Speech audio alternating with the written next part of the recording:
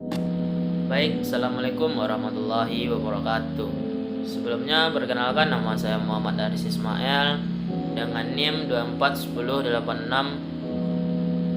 2410867002 dari kelas Ilmu Komunikasi A angkatan 2024. Adapun tujuan saya membuat video ini ialah untuk memenuhi kebutuhan tugas dari mata kuliah dasar-dasar ilmu sosial yang diampu oleh Bu Ona.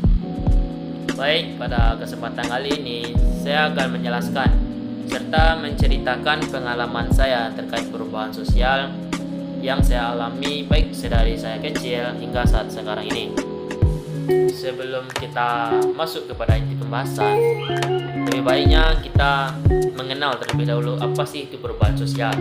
Perubahan sosial adalah proses perubahan dalam struktur, nilai, norma, atau pola hubungan dalam masyarakat yang terjadi dengan seiringnya waktu. Perubahan ini bisa disebabkan oleh berbagai faktor, seperti perkembangan teknologi, perubahan budaya, kondisi ekonomi, kebijakan pemerintah, dan pergeseran nilai-nilai dalam masyarakat. Nah, pada kesempatan kali ini saya akan menjelaskan perubahan sosial dalam aspek modernisasi yang saya alami dari kecil hingga saat sekarang ini. Yang pertama yaitu dalam aspek pendidikan. Dahulu ketika saya kecil, lebih tepatnya atau lebih spesifiknya ketika saya masih duduk di bangku sekolah dasar atau SD, dan kebetulan SD saya itu bisa dibilang merupakan SD yang terpencil atau terpelosok gitu. Jadi untuk alat untuk menunjang kebutuhan pendidikan itu bisa dibilang minim atau bahkan kurang. Jadi ketika guru itu menjelaskan atau memberikan tugas kepada siswa, kami itu disuruh untuk ngeprint atau membeli buku baru secara bergilir dikarenakan stok buku untuk siswa itu tidak cukup. Nah, perubahan sosial yang saya alami dan saya rasakan pada saat sekarang ini yaitu pada saat sekarang ini buku itu tidak hanya sekedar dalam bentuk fisik saja, ada juga dalam bentuk secara online bisa kita temui. Nah, itu juga terbantu karena efek modernisasi pada saat ini. Itu perkembangan teknologi sudah semakin maju.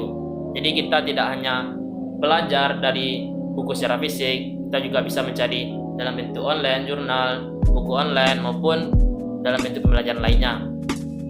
Yang kedua yaitu dalam aspek komunikasi. Dahulu pada saat saya kecil, ketika saya ingin bertemu seseorang, bisa dibilang alat untuk berkomunikasi itu bisa dibilang minim atau bahkan tidak ada. Jadi ketika kami ingin bertemu seseorang, itu hanya menggunakan feeling.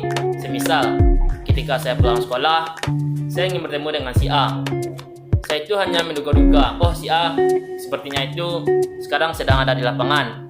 Nah, ketika saya sedang di lapangan ternyata tidak ada.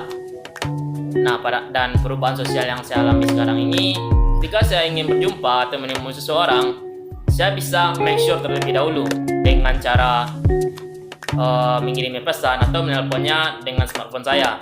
Dengan begitu, saya bisa mengetahui tempat dia berada sekarang dengan lebih spesifik.